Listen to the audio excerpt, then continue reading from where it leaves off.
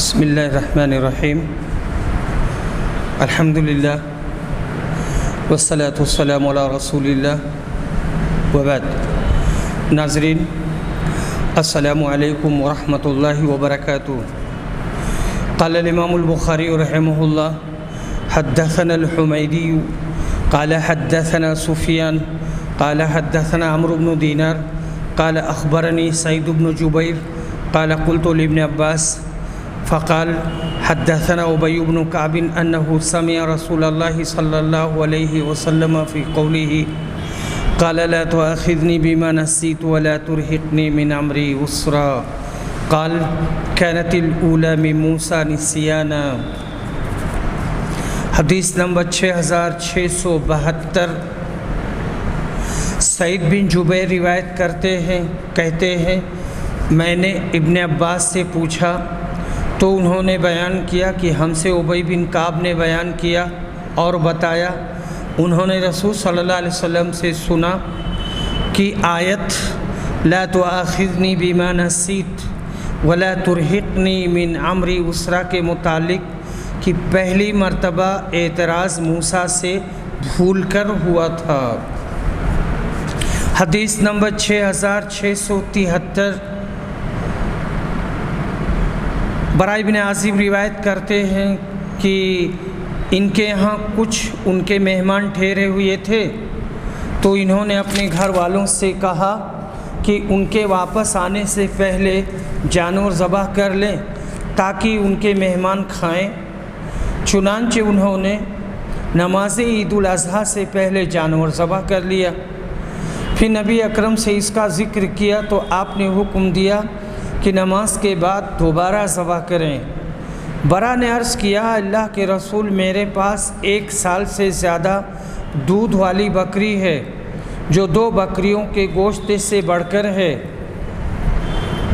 ابن عون شابی کے حدیث کے اس مقام پر ٹھہر جاتے تھے اور محمد بن سیرین سے اسی حدیث کی طرح حدیث بیان کرتے اور اس مقام پر رک کر کہتے تھے کہ مجھے معلوم نہیں یہ رخصت دوسرے لوگوں کے لیے بھی ہے یا صرف برا کے لیے ہی تھی۔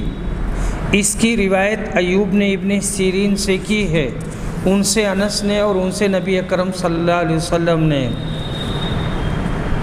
سعید بن جبیر نے ابن عباس کے سامنے نوف بکالی کا قول نقل کیا تھا کہ وہ خضر والے موسیٰ کو اسرائیلی موسیٰ نہیں بلکہ اور کوئی دوسرا موسیٰ کہتے ہیں۔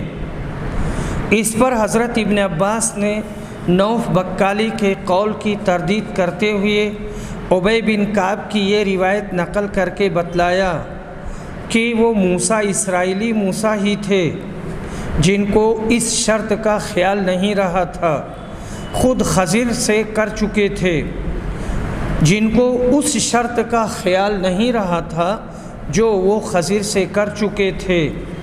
اس پر لفظ لا تؤاخذنی انہوں نے کہا، وجہ مناسبت وہی ہے کہ سہو اور نسیان کو حضرت موسیٰ نے مواخذہ کے قابل نہیں سمجھا۔ حضرت خضر نے بھی اس نسیان کو معافی ہی کر دیا تھا۔ حضرت انس بن مالک خزرجی 10 سال کی عمر میں خدمت نبوی میں آئے۔ حدیث نمبر 6674۔ اسود بن قیس روایت کہتے ہیں کہ میں نے جندب سے سنا، انہوں نے بیان کیا کہ میں اس وقت موجود تھا جب رسول صلی اللہ علیہ وسلم نے عید کی نماز پڑھائی، پھر خطبہ دیا اور فرمایا جس نے نماز سے پہلے ذبح کر لیا ہو اسے چاہیے کہ اس کی جگہ دوسرا جانور ذبح کرے، اور جس نے ابھی ذبح نہ کیا ہو اسے چاہیے کہ اللہ کا نام لے کر جانور ذبح کرے۔ اس حدیث سے صاف ظاہر ہے کہ قربانی کا جانور نماز عید پڑھ کر ہی ذبح کرنا چاہیے، ورنہ وہ بجائے قربانی کے معمولی ذبیحہ ہوگا۔ باب الیمین الغموس، یمین غموس کا بیان اور یمین غموس کا مطلب ہے جھوٹی قسم۔ وَلَا تَتَّخِذُوا أَيْمَانَكُمْ دَخَلًا بَيْنَكُمْ فَتَزِلَّ قَدَمٌ بَعْدَ ثُبُوتِهَا وَتَذُوقُوا السُّوءَ بِمَا صَدَدتُّمْ عَنْ سَبِيلِ اللَّهِ وَلَكُمْ عَذَابٌ عَظِيمٌ۔ اپنی قسموں کو آپس میں فساد کی بنیاد نہ بناؤ، اس لیے کہ اسلام پر لوگوں کا قدم جمے اور پھر اکھڑ جائے، اور اللہ کی راہ سے روکنے کے بدلے تم کو دوزخ کا عذاب چکھنا پڑے، تم کو سخت سزا دی جائے، اور تم کو سخت سزا دی جائے گی۔ اس آیت میں جو دخلن کا لفظ ہے اس کے معنی دغا اور فریب کے ہیں۔ غمس کے معنی ڈبو دینا، یعنی آدمی جھوٹی قسم کھا لیتا ہے اور پھر اس کی وجہ سے وہ جہنم کی آگ میں ڈبو دیا جائے گا۔ ایک طرح سے یہ قسم بھی قسم کھانے والوں کو دوزخ کی آگ میں ڈبو دے گی۔ آیت کی مناسبت باب سے یہ ہے کہ مکر و فریب کی قسم پر اس میں سخت وعید ہے۔ ایسا ہی یمین غموس قسم میں بھی سمجھنا چاہیے۔ یمین غموس دوزخ میں ڈبو دینے والی قسم کو کہتے ہیں۔ حدیث نمبر 6675، شعبی روایت کرتے ہیں عبداللہ بن عمرو سے کہ نبی صلی اللہ علیہ وسلم نے فرمایا، کبیرہ گناہ اللہ کے ساتھ شرک کرنا، والدین کی نافرمانی کرنا، کسی کی ناحق جان لے لینا، اور یمین غموس قصداً جھوٹی قسم کھانے کو کہتے ہیں۔ باب قول اللہ، اللہ کے اس فرمان کا بیان، اور یہ فرمان سورہ آل عمران کا ہے، آیت نمبر 77۔ ان الذین یشترون بعہد اللہ وایمانہم ثمنا قلیلا اولئک لا خلاق لهم فی الآخرہ ولا یکلمهم اللہ ولا ينظر الیہم یوم القیامہ ولا یزکیہم ولہم عذاب علیم۔ جو لوگ اللہ کا نام لے کر عہد کر کے قسمیں کھا کر اپنی قسموں کے بدلے میں تھوڑی پونجی دنیا کی مول لیتے ہیں، یہی وہ لوگ ہیں جن کا آخرت میں کوئی حصہ نہیں ہوگا، اور اللہ ان سے بات بھی نہیں کرے گا، اور نہ قیامت کے دن ان کی طرف رحمت کی نظر ہی کرے گا، اور نہ انہیں پاک کرے گا، اور انہیں دردناک عذاب ہوگا۔ اور اللہ تعالیٰ نے سورہ بقرہ میں ارشاد فرمایا، وَلَا تَجْعَلُوا اللَّهَ عُرْضَةً لِأَيْمَانِكُمْ أَن تَبَرُّوا وَتَتَّقُوا وَتُصْلِحُوا بَيْنَ النَّاسِ وَاللَّهُ سَمِيعٌ عَلِيمٌ۔ اور اللہ کو قسمیں کھا کر نیکی اور پرہیزگاری اور لوگوں میں میل کرا دینے کی روک نہ بناؤ، اور اللہ سنتا جانتا ہے۔ اور سورہ نحل میں فرمایا، وَلَا تَشْتَرُوا بِعَهْدِ اللَّهِ ثَمَنًا قَلِيلًا، اللہ کا عہد کر کے دنیا کا تھوڑا سا مال مت لو، اللہ کے پاس جو کچھ ثواب اور اجر ہے وہ تمہارے لیے بہتر ہے اگر تم سمجھو۔ اور اسی صورت میں فرمایا، وَأَوْفُوا بِعَهْدِ اللَّهِ إِذَا عَاهَدتُّمْ وَلَا تَنْقُصُوا الْأَيْمَانَ بَعْدَ تَوْكِيدِهَا وَقَدْ جَعَلْتُمُ اللَّهَ عَلَيْكُمْ كَفِيلًا۔ اور اللہ کا نام لے کر جو عہد کرو اس کو پورا کرو، اور قسموں کو پکا کرنے کے بعد پھر نہ توڑو۔ کیسے توڑو گے؟ تم اللہ کی ضمانت اپنی بات پر دے چکے ہو۔ حدیث نمبر 6676، عبداللہ بن مسعود روایت کرتے ہیں، کہتے ہیں کہ رسول صلی اللہ علیہ وسلم نے فرمایا، جس نے جھوٹی قسم اس طور پر کھائی کہ اس کے ذریعہ کسی مسلمان کا مال ناجائز طریقے سے حاصل کرے، تو وہ اللہ سے اس حال میں ملے گا کہ اللہ اس پر نہایت ہی غصہ ہوگا۔ پھر اللہ نے اس کی تصدیق وحی کے ذریعہ نازل کی، بلا شبہ وہ لوگ جو اللہ کے عہد اور اپنی قسموں کے بدلے میں معمولی دنیا کی پونجی خریدتے ہیں۔ آخری آیت تک حضرت عبداللہ یہ حدیث بیان کر چکے تھے، اتنے میں یہ دوسری حدیث ہے، نمبر یہاں بدل گیا ہے، 6677 ہے یہ۔ حضرت عبداللہ یہ حدیث بیان کر چکے تھے، اتنے میں اشعث بن قیس آئے اور پوچھا کہ ابو عبد الرحمن نے تم لوگوں سے کون سی حدیث بیان کی ہے؟ لوگوں نے کہا اس مضمون کی۔ انہوں نے کہا کہ اجی یہ آیت تو میرے ہی بارے میں نازل ہوئی تھی، میرے ایک چچا زاد بھائی کی زمین میں میرا ایک کنواں تھا، اس کے جھگڑے کے سلسلے میں رسول صلی اللہ علیہ وسلم کے پاس میں آیا تو آپ نے فرمایا تم اپنے گواہ لاؤ ورنہ مدعا علیہ سے قسم لی جائے گی۔ میں نے عرض کیا اے اللہ کے رسول، پھر وہ تو جھوٹی قسم کھا لے گا۔ آپ نے فرمایا جس نے جھوٹی قسم بدنیتی کے ساتھ اس لیے کھائی کہ اس کے ذریعہ کسی مسلمان کا مال ہڑپ کر جائے تو قیامت کے دن اللہ سے اس حال میں ملے گا کہ اللہ اس پر انتہائی غضبناک ہوگا۔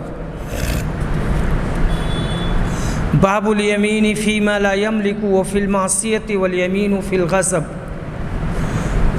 ملک حاصل ہونے سے پہلے یعنی ملکیت میں آنے سے پہلے یا گناہ کی بات کے لیے یا غصہ کی حالت میں قسم کھانے کا کیا حکم ہے؟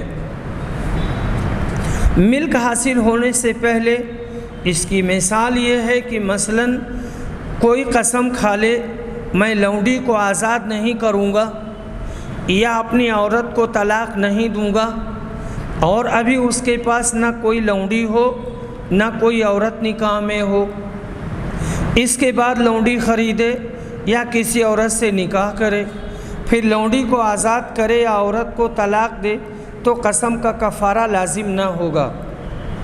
اسی طرح اگر کوئی کسی عورت کی نسبت کہے اگر میں اس سے نکاح کروں تو اس پر طلاق ہے، یا اگر میں لونڈی خریدوں تو وہ آزاد ہے، پھر اس عورت سے نکاح کرے یا وہ لونڈی خریدے تو نہ طلاق پڑے گی اور نہ لونڈی آزاد ہوگی۔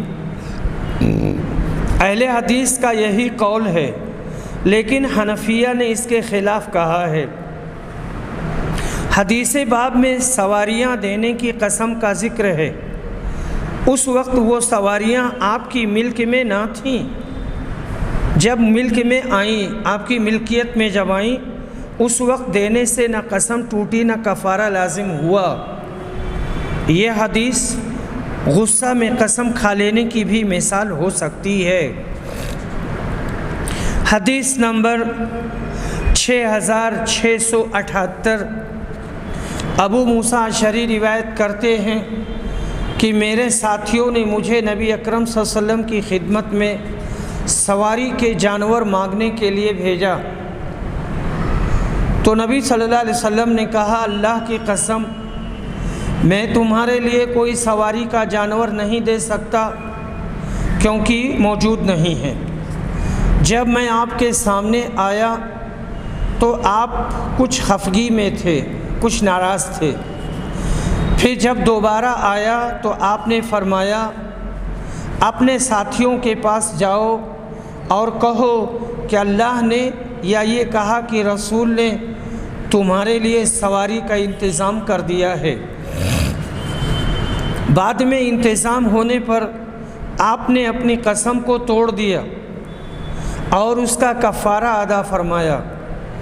باب اور حدیث میں مطابقت ظاہر ہے۔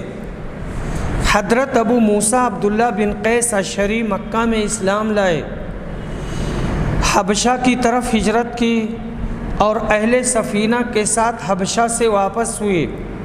سن 20 ہجری میں حضرت عمر فاروق نے ان کو بصرہ کا حاکم بنایا یا 52 حاکم بنا دیا۔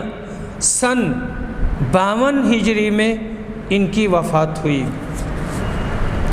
حدیث نمبر 6689، 6679، زہری روایت کرتے ہیں، کہتے ہیں میں نے عروہ بن زبیر، سعید بن مسیب، علقمہ بن وقاص اور عبید اللہ بن عبداللہ بن عتبہ سے سنا، نبی اکرم صلی اللہ علیہ وسلم کی زوجہ مطہرہ حضرت عائشہ پر بہتان کی بات کے متعلق، جب ان پر التہام لگانے والوں نے الزام لگایا تھا اور اللہ نے ان کو اس اتہام سے بری قرار دیا تھا، ان سب لوگوں نے ان کو اس اتہام سے بری قرار دیا تھا، ان سب لوگوں نے مجھ سے اس قصہ کا کوئی ایک ٹکڑا بیان کیا۔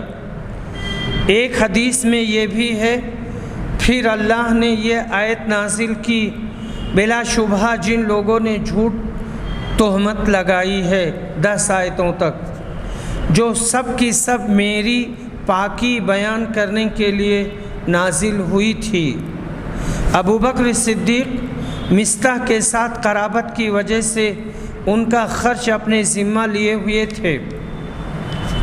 کہا کہ اللہ کی قسم اب کبھی مستح پر کوئی چیز 1 پیسہ خرچ نہیں کروں گا، یعنی ان کے اوپر کچھ بھی نہیں خرچ کروں گا۔ اس کے بعد کہ اس نے عائشہ پر اس طرح کی جھوٹی تہمت لگائی ہے اور ایسی بڑی بڑی باتیں کہی ہیں، اس پر اللہ تعالیٰ نے یہ آیت اتاری، وَلَا يَأْتَلِ أُولُو الْفَضْلِ مِنْكُمْ وَالسَّعَةِ أَنْ يُؤْتُوا أُولِي الْقُرْبَى۔ ابو بکر رضی اللہ عنہ نے اس پر کہا، کیوں نہیں، اللہ کی قسم میں تو یہی پسند کرتا ہوں کہ اللہ میری مغفرت کر دے۔ چنانچہ انہوں نے پھر مستح کو وہ خرچ دینا شروع کر دیا جو اس سے پہلے انہیں دیا کرتے تھے، اور کہا کہ اللہ کی قسم میں اب خرچ دینے کو کبھی نہیں روکوں گا۔ حضرت ابو بکر نے اپنی قسم کو کفارہ ادا کر کے توڑ دیا۔ باپ سے یہی مطابقت ہے۔ حضرت مستح بن اثاثہ قریشی مطلبی ہیں، 34 ہجری میں 56 سال کی عمر میں ان کا انتقال ہوا۔ سبحان اللہ، ایمانداری اور خدا ترسی ابو بکر صدیق پر ختم تھی، باوجود کہ مستح نے ایسا بڑا قصور کیا تھا کہ ان کی پیاری بیٹی پر، جو خود مستح کی بھی بھتیجی لگتی تھیں، اس قسم کا طوفان جوڑا، اور قطع نظر اس سلوک کے جو حضرت ابو بکر صدیق ان سے کیا کرتے تھے، یعنی ان کے اوپر خرچ کرتے تھے، اس کا بھی دھیان نہیں دیا، اور قطع نظر احسان فراموشی کے انہوں نے قرابت کا بھی لحاظ نہیں کیا۔ حضرت عائشہ کی بدنامی خود مستح کی بھی ذلت اور خواری تھی، مگر وہ شیطان کے چکمہ میں آ گئے۔ شیطان اسی طرح آدمی کو ذلیل کرتا ہے، اس کی عقل اور فہم بھی سلب ہو جاتی ہے۔ اگر کوئی دوسرا آدمی ہوتا تو مستح نے یہ حرکت ایسی کی تھی کہ ساری عمر سلوک کرنا تو کجا ان کی صورت بھی دیکھنا گوارا نہ کرتا، مگر آخر میں حضرت ابو بکر کی خدا ترسی اور مہربانی اور شفقت پر قربان کہ انہوں نے مستح کا معمول بدستور جاری کر دیا، یعنی جو پہلے دیتے تھے اس کو پھر دینے لگے، اور ان کے قصور سے چشم پوشی کی۔ ترجمہ باب یہیں سے نکلتا ہے، کیونکہ حضرت ابو بکر صدیق نے ایک نیکی کی بات یعنی عزیزوں سے سلوک ترک کرنے پر قسم کھائی تھی، تو اس قسم کو توڑ ڈالنے کا حکم ہوا۔ پھر کوئی گناہ کرنے پر قسم کھائے، اس کو تو بطریق اولا یہ قسم توڑ ڈالنا ضروری ہوگا۔ یہ غصہ میں قسم کھانے کی بھی مثال ہو سکتی ہے، کیونکہ حضرت ابو بکر صدیق نے پہلے غصہ ہی میں قسم کھا لی تھی کہ میں مستح سے سلوک نہ کروں گا۔ حدیث نمبر 6680، زہدم روایت کرتے ہیں، کہ ہم ابو موسیٰ کے پاس تھے تو انہوں نے بیان کیا کہ میں قبیلے اشعر کے چند ساتھیوں کی معیت میں رسول اکرم کی خدمت میں حاضر ہوا۔ جب میں آپ کے پاس آیا تو آپ غصہ کی حالت میں تھے۔ پھر ہم نے آپ سے سواری کا جانور مانگا تو آپ نے قسم کھا لی کہ آپ ہمارے لیے اس کا انتظام نہیں کر سکتے۔ اس کے بعد فرمایا واللہ اللہ نے چاہا تو میں کبھی بھی اگر کوئی قسم کھا لوں گا اور اس کے سوا دوسری چیز میں بھلائی دیکھوں گا تو وہی کروں گا جس میں بھلائی ہوگی اور قسم توڑ دوں گا۔ بابن اذا قال واللہ لا اتکلم اليوم، کسی نے کہا کہ اللہ واللہ میں آج بات نہیں کروں گا، پھر اس نے نماز پڑھی، قرآن مجید کی تلاوت کی، تسبیح کی، حمدیہ لا الہ الا اللہ کہا تو اس کا حکم اس کی نیت کے موافق ہوگا۔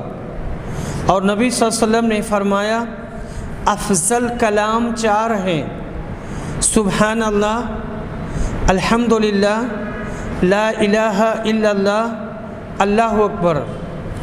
اور ابو سفیان نے بیان کیا کہ نبی صلی اللہ علیہ وسلم نے ہرقل کو لکھا تھا آ جاؤ اس کلمہ کی طرف جو ہمارے اور تمہارے درمیان برابر مانا جاتا ہے۔ مجاہد نے کہا کلمۃ التقوی لا الہ الا اللہ ہے۔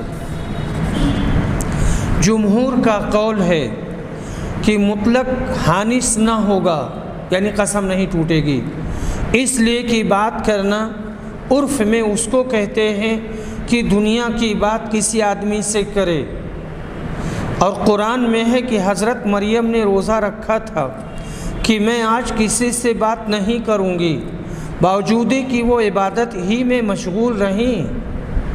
گو یہ کلمات مذکورہ بھی کلام کے حکم میں آتے ہیں، لیکن عرف عام میں ان پر کلام کا لفظ نہیں بولا جاتا، اس لیے اگر قسم کھاتے وقت ان کو بھی شامل رکھنے کی نیت کی ہو تو ان کے کرنے سے بھی قسم ٹوٹ جائے گی، ورنہ نہیں۔ حدیث نمبر 6681، سعید بن مسیب روایت کرتے ہیں کہ ان کے والد مسیب بن حزن نے بیان کیا کہ ابو طالب کی موت کا وقت قریب ہوا تو رسول اللہ صلی اللہ علیہ وسلم ان کے پاس آئے اور کہا آپ کہہ دیجئے کہ لا الہ الا اللہ تو میں آپ کے لیے اللہ کے ہاں اس سے حجت پکڑوں گا، اس کے ذریعہ سے میں دلیل پکڑوں گا اور حجت پکڑوں گا تاکہ اللہ آپ کو بخش دے، مگر ابو طالب اس کے لیے تیار نہ ہو سکے۔ حدیث نمبر 6682، ابو ہریرہ روایت کرتے ہیں کہ رسول اللہ صلی اللہ علیہ وسلم نے فرمایا 2 کلمے جو زبان پر ہلکے ہیں لیکن ترازو پر بھاری ہیں، یعنی آخرت میں، اور اللہ رحمان کے ہاں پسندیدہ ہیں، وہ یہ ہیں سبحان اللہ و بحمدہ سبحان اللہ العظیم۔ ان کلمات کے منہ پر لانے سے قسم نہیں ٹوٹے گی۔ امام بخاری رحمہ اللہ کا یہاں یہ حدیث لانے سے یہی مقصود اور یہی مطلوب ہے۔ انشاءاللہ اس حدیث کے سلسلے میں ہم کافی تفصیل کے ساتھ بات کریں گے۔ یہ بخاری کی آخری حدیث ہے اور اس میں بہت سارے احکام ہیں۔ حدیث نمبر 6683، عبداللہ بن مسعود روایت کرتے ہیں، کہتے ہیں کہ رسول صلی اللہ علیہ وسلم نے ایک کلمہ فرمایا اور میں نے اسی پر قیاس کرتے ہوئے دوسرا کلمہ کہا۔ رسول صلی اللہ علیہ وسلم نے فرمایا جو شخص اس حال میں مر جائے کہ اللہ کے ساتھ کسی کو شریک ٹھہراتا ہوگا تو وہ جہنم میں جائے گا، اور میں نے دوسری بات کہی کہ جو شخص اس حال میں مرے گا کہ اللہ کے ساتھ کسی کو شریک نہ ٹھہراتا ہوگا وہ جنت میں جائے گا۔ باب من حلف اللہ يدخل علی اہلہ شہرا وکان الشہر 29، جس نے قسم کھائی کہ اپنی بیوی کے پاس 1 مہینہ تک نہیں جائے گا اور مہینہ 29 دن کا ہوا اور وہ اپنی عورت کے پاس گیا تو وہ حانث نہیں ہوگا، اس کی قسم نہیں ٹوٹے گی۔ حدیث نمبر 6684، انس بن مالک انصاری روایت کرتے ہیں کہ رسول صلی اللہ علیہ وسلم نے اپنی بیویوں کے ساتھ ایلا کیا۔ یہ کئی بار یہ گزر چکا ہے، یعنی قسم کھائی کہ آپ ان کے ہاں 1 مہینے تک نہیں جائیں گے، اور نبی صلی اللہ علیہ وسلم کے پاؤں میں موچ آ گئی تھی۔ چنانچہ رسول اکرم اپنے بالا خانہ میں 29 دن تک قیام پذیر رہے، پھر وہاں سے اترے۔ لوگوں نے کہا اے اللہ کے رسول، آپ نے ایلا 1 مہینے کے لیے کیا تھا۔ رسول اکرم نے فرمایا یہ مہینہ 29 دن کا ہے، یعنی وہ مہینہ 29 دن کا تھا، تو مہینہ کہہ دیا، کبھی وہ 29 کا ہو سکتا ہے اور کبھی 30 کا، چاند کے اعتبار سے ہوگا۔ باب ان حلف الا یشرب نبیذا، اگر کسی نے قسم کھائی کہ نبیذ نہیں پیے گا، پھر قسم کے بعد اس نے انگور کا پکا ہوا یا میٹھا پانی یا کوئی نشہ آور چیز یا انگور سے نچوڑا ہوا پانی پیا، تو بعض لوگوں کے قول کے مطابق اس کی قسم نہیں ٹوٹے گی، کیونکہ یہ چیزیں ان کی رائے میں نبیذ نہیں ہیں۔ نبیذ کھجور کے نچوڑے ہوئے پانی کو کہتے ہیں، دیگر مذکورہ چیزیں نبیذ نہیں ہیں، اس لیے اس کا قسم اٹھانا ٹوٹ نہ سکے گا، یعنی اس کا قسم اٹھانا یا قسم کھانا ان کے پینے سے نہیں ٹوٹے گا، مگر نشہ آور چیز کا پینا قطعاً اس لیے حرام ہے کہ وہ بھی شراب میں داخل ہے۔ نبیذ کا بھی یہی حکم ہے جو نشہ آور ہوتی ہے۔ عرب لوگوں میں نبیذ کے 2 معنی ہیں، ایک تو ہر قسم کی شراب جس میں نشہ ہو، دوسری کھجور یا انگور کو پانی میں بھگو کر اس کا میٹھا شربت بنانا جس میں نشہ نہیں ہوتا اور جسے تلا کہتے ہیں۔ انگور کے شیرے کو جو پکایا جائے حنفیہ کہتے ہیں جب 1/3 جل جائے، اگر 2/3 جل جائے تو وہ مثلث ہے، آدھا جل جائے تو وہ منصف ہے، تھوڑا سا جلے تو بازق یعنی بادہ ہے۔ سکر کہتے ہیں انگور کی شراب کو، عصیر کہتے ہیں انگور یا کھجور کے شیرے کو۔ حافظ نے کہا، یعنی حافظ ابن حجر نے، کہ تلا کو اتنا پکائیں کہ وہ جم جائے تو اس کو دبس اور رب کہتے ہیں، اس وقت اس کو نبیذ نہیں کہیں گے، اگر پتلا رہے تو البتہ نبیذ کہیں گے عرف میں۔ خیر یہ تو ہوا۔ اب امام بخاری کا مطلب یہ معلوم ہوتا ہے کہ حنفیہ کا قول صحیح ہے، نبیذ نہ پینے کی قسم کھائے، نبیذ نہ پینے کی قسم کھائے تو تلا یا سکر یا عصیر پینے سے حانث نہ ہوگا، کیونکہ ان تینوں کے علیحدہ نام زبان عرب میں ہیں، اور نبیذ یا نقی تو اسی کو کہتے ہیں جو کھجور یا انگور کو پانی میں بھگو دیں، اس کا شربت لیں۔ اور سہل اور سودا کی حدیث سے اس مطلب پر استدلال کیا، کیونکہ سہل کی حدیث میں نقی سے اور سودا کی حدیث میں نبیذ سے یہی مراد ہے۔ اس لیے کہ تلا اور سکر وغیرہ تو حلال نہیں ہیں۔ نبی کریم صلی اللہ علیہ وسلم ان کا استعمال کیسے فرماتے؟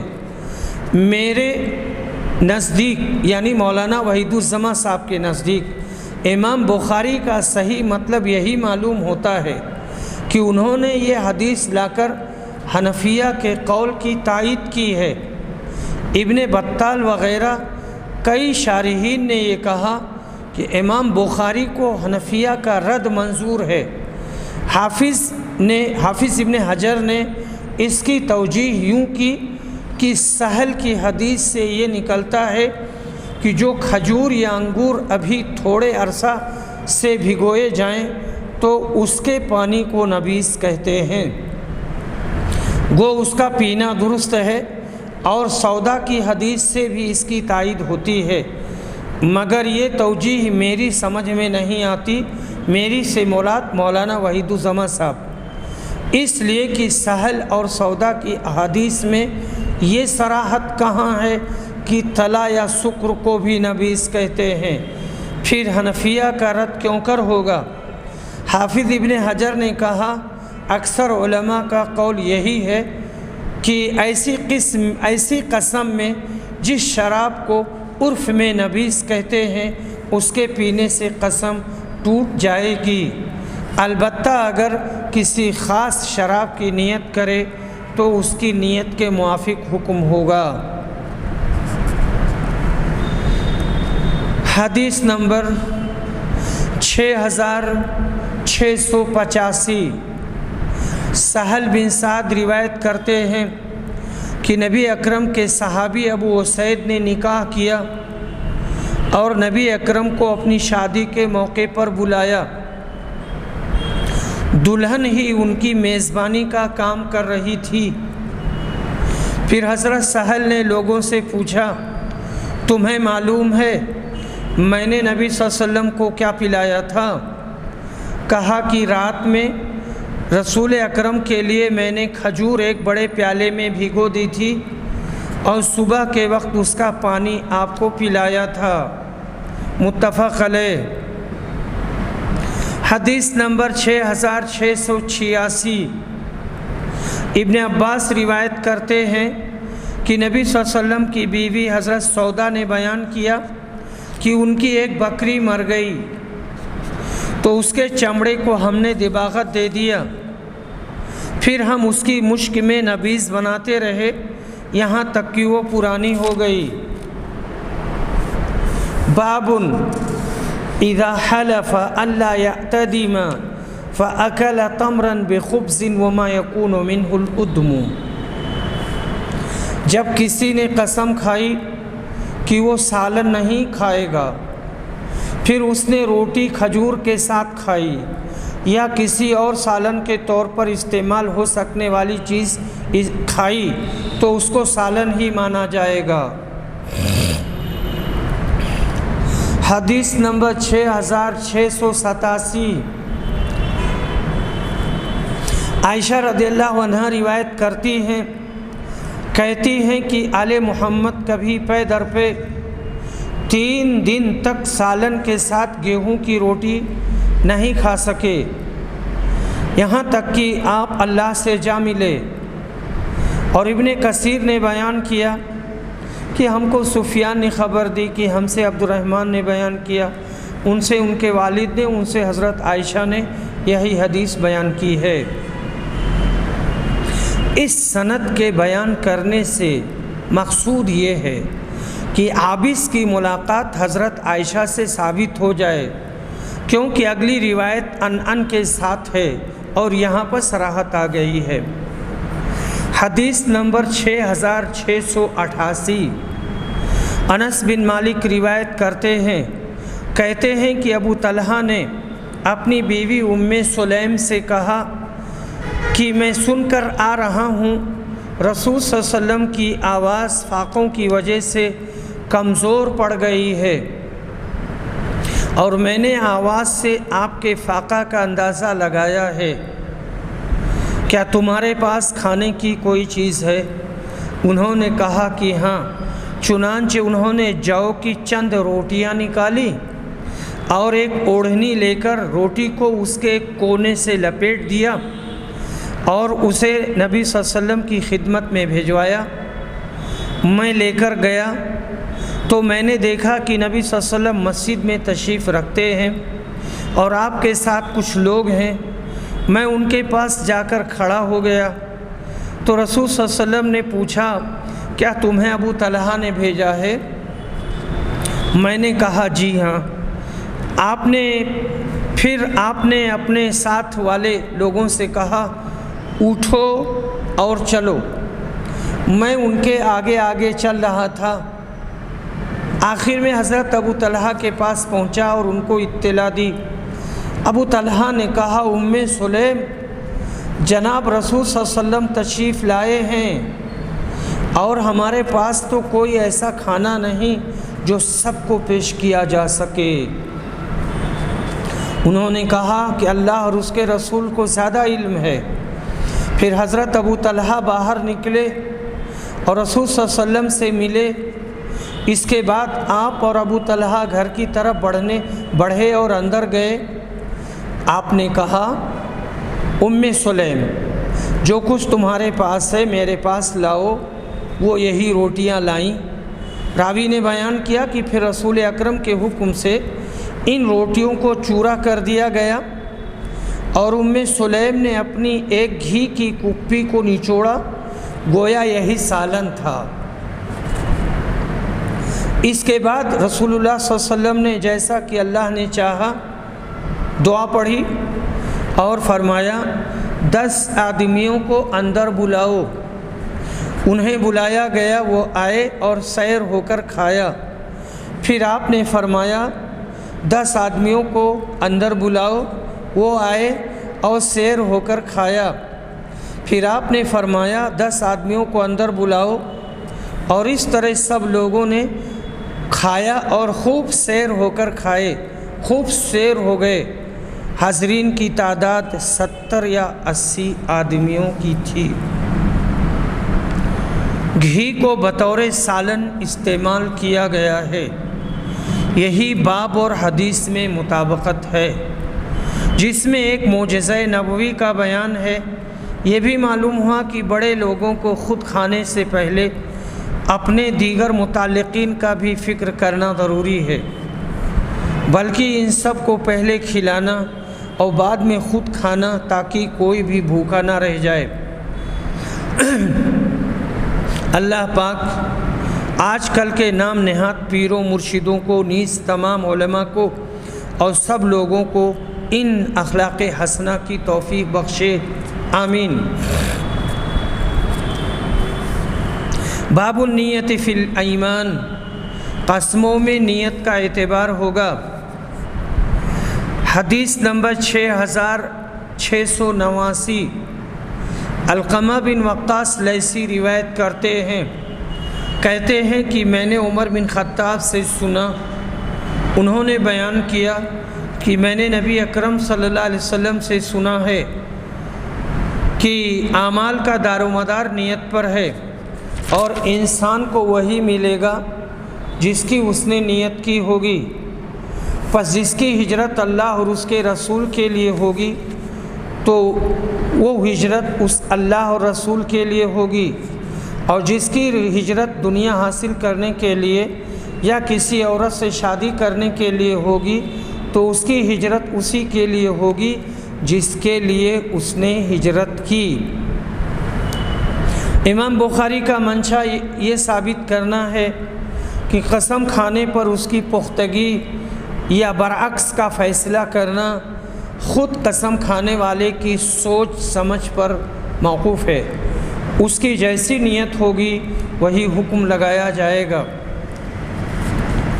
یہاں پر دیکھیے کہ فمن کانت ہجرتہ الی اللہ ورسولہ فہجرتہ الی اللہ ورسولہ، تو بھی ہے فمن کانت ہجرتہ الی اللہ ورسولہ نیتا و قصدا، جس کی ہجرت اللہ اور رسول کے لیے ہے نیت اور قصد کے اعتبار سے، فہجرتہ الی اللہ ورسولہ ثوابا و اجرا، تو اس کی ہجرت اللہ اور رسول کے لیے ہوگی ثواب کے اعتبار سے اور اجر کے اعتبار سے۔ اب یہاں پر شرط اور جزا، شرط فمن کانت اور جزا فہجرتہ الی اللہ ورسولہ، دونوں میں فرق ہو جاتا ہے اور مغایرت ہو جاتی ہے اور معنی بالکل ٹھیک ٹھاک ہو جاتا ہے، اور یہی مقصود بھی ہے۔ باب اذا اہدى ماله على وجه النذر والتوبہ، جب کوئی شخص اپنا مال نذر یا توبہ کے طور پر خیرات کر دے۔ حدیث نمبر 6690، عبد الرحمن بن عبداللہ بن کعب بن مالک روایت کرتے ہیں کہ جب حضرت کعب نابینا ہو گئے تو ان کی اولاد میں ایک یہی کہیں آنے جانے میں ان کے ساتھ رہتے تھے۔ انہوں نے بیان کیا کہ میں نے کعب بن مالک سے ان کے واقعہ اور آیت وعلی الثلاثۃ الذین خلفوا کے سلسلہ میں سنا۔ انہوں نے اپنی حدیث کے آخر میں کہا، میں نے نبی صلی اللہ علیہ وسلم کے سامنے یہ پیشکش کی کہ اپنی توبہ کی خوشی میں میں اپنا مال اللہ اور اس کے رسول کے دین کی خدمت میں صدقہ کر دوں۔ نبی اکرم نے اس پر فرمایا، اپنا کچھ مال اپنے پاس ہی رکھو، یہ تمہارے لیے بہتر ہے۔ آیت مبارکہ وعلی الثلاثۃ الذین خلفوا میں ان 3 صحابیوں کا ذکر ہے جو جنگ تبوک میں پیچھے رہ گئے تھے، اور رسول کریم صلی اللہ علیہ وسلم نے ان سے سخت باز پرس کی تھی۔ وہ 3 حضرات کعب بن مالک، ہلال بن امیہ اور مرارہ بن ربیع ہیں۔ پچھلے 2 نے تو معذرت وغیرہ کر کے چھٹکارا حاصل کر لیا تھا، مگر حضرت کعب نے اپنے قصور کا اعتراف کیا اور کوئی معذرت کرنا مناسب نہ جانا۔ آخر رسول کریم نے وحی الہی کے انتظار میں ان سے بولنا اور بات چیت کرنا بند کر دیا۔ آخر بہت کافی دنوں بعد ان کی توبہ کی قبولیت کی بشارت ملی اور ان کو مبارکباد دی گئی۔ یہ انصاری اور خزرجی ہیں اور دوسری بیعت عقبہ میں شریک تھے۔ 77 سال کی عمر میں سن 50 ہجری میں ان کا انتقال ہوا اور ان کی بصارت آخر میں چلی گئی تھی۔ باب اذا حرم طعام، اگر کوئی شخص اپنا کھانا اپنے اوپر حرام کر لے، اور اللہ کے اس فرمان کا بیان، یا ایھا النبی لم تحرم ما احل اللہ لک تبتغی مرضات ازواجک واللہ غفور الرحیم قد فرض اللہ لکم تحلۃ ایمانکم۔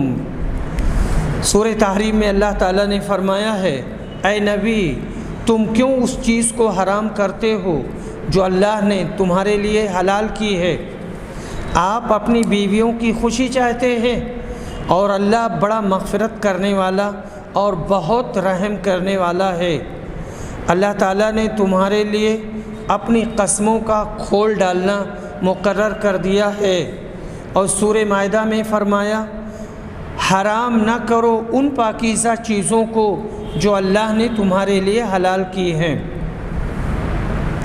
حدیث نمبر 6691، عائشہ رضی اللہ عنہا روایت کرتی ہیں، کہتی ہیں کہ نبی صلی اللہ علیہ وسلم زینب بنت جہش یعنی ام المومنین کے ہاں رکتے تھے۔ نبی صلی اللہ علیہ وسلم ام المومنین حضرت زینب بنت جہش کے ہاں رکتے تھے اور شہد پیتے تھے۔ پھر میں نے اور ام المومنین حفصہ نے عہد کیا کہ ہم میں سے جس کے پاس بھی آپ آئیں تو وہ کہے کہ آپ کے منہ سے مغافیر کی بو آتی ہے، آپ نے مغافیر تو نہیں کھائی ہے۔ چنانچہ نبی صلی اللہ علیہ وسلم جب ایک کے ہاں تشریف لائے تو انہوں نے یہی بات آپ سے پوچھی۔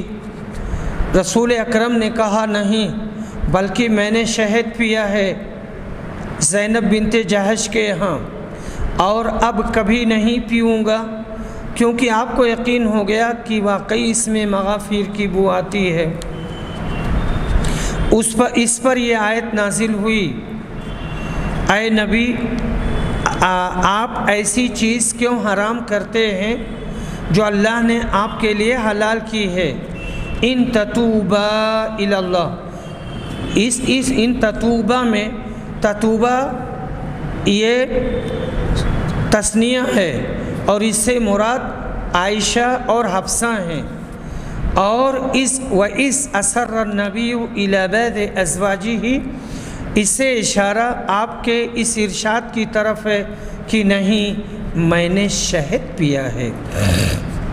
اور مجھ سے ابراہیم بن موسیٰ نے ہشام سے بیان کیا کہ نبی صلی اللہ علیہ وسلم نے فرمایا تھا اب کبھی میں شہد نہیں پیوں گا، میں نے قسم کھا لی ہے، تم اس کی کسی کو خبر نہ کرنا۔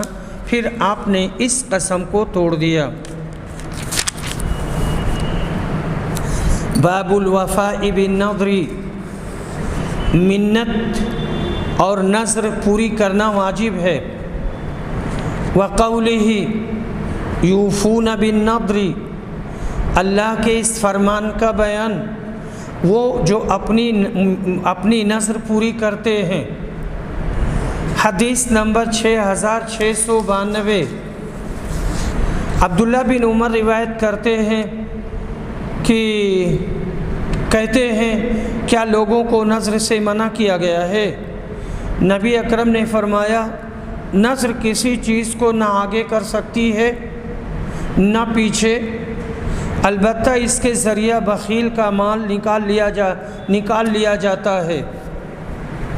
تو نذر ماننے سے کچھ بھی نہیں ہوتا ہے، اور اگر کچھ ہوتا ہے تو وہ تقدیر کے اعتبار سے ہوتی ہے کہ اسی وقت میں یہ کام ہونا ہی تھا یا یہ کام نہیں ہونا تھا۔ نذر سے کوئی چیز نہ آگے ہوتی ہے نہ پیچھے ہوتی ہے۔ البتہ جو نذر مانتی ہے یا جو نذر مانتا ہے، ایک طرح سے اس کے دل کو سکون حاصل ہو جاتا ہے کہ ہاں میں نے نذر مانی ہے، اور اگر اتفاق سے وہ کام ہو گیا یا پریشانی دور ہو گئی تو وہ اس پر بہت زیادہ خوش ہو جاتے ہیں۔ یہاں پر ایک بات میں یہ بھی کہنا چاہوں گا کہ میں نے خود اپنے کان سے سنا ہے کہ ایک صاحب آئے تھے، اجمیر آئے تھے، اور یہاں سے جب وہ واپس گئے تو کہتے تھے، سب سے کہتے تھے، مجھ سے بھی انہوں نے کہا کہ وہاں اتنا سکون ملتا ہے کہ جس کی انتہا نہیں، مجھے بہت سکون ملا اور سب کو سکون ملتا ہے۔ تو بہرحال میں نے ان کو سمجھایا، اس وقت مجھے نہیں یاد ہے کہ میں نے کیا کیا باتیں کہی تھیں، لیکن میں نے ان کو سمجھایا۔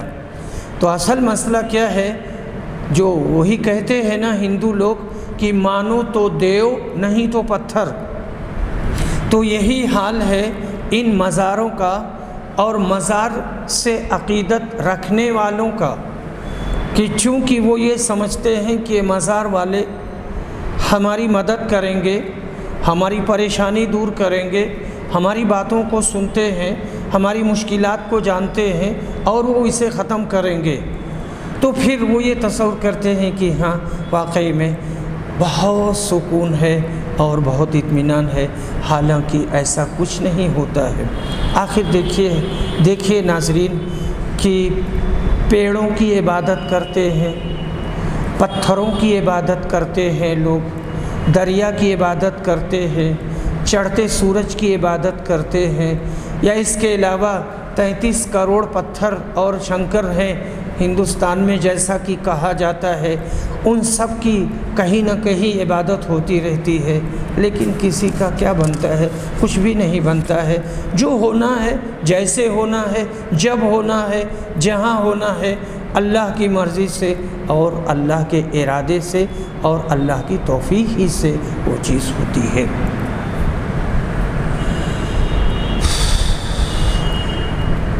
حدیث نمبر 6693، عبداللہ بن عمر روایت کرتے ہیں کہ رسول صلی اللہ علیہ وسلم نے نذر سے منع کر دیا تھا اور کہا تھا وہ کسی چیز کو واپس نہیں کر سکتی البتہ اس کے ذریعہ بخیل کا مال نکال لیا جاتا ہے۔ وآخر دعوانا الحمد للہ رب العالمین۔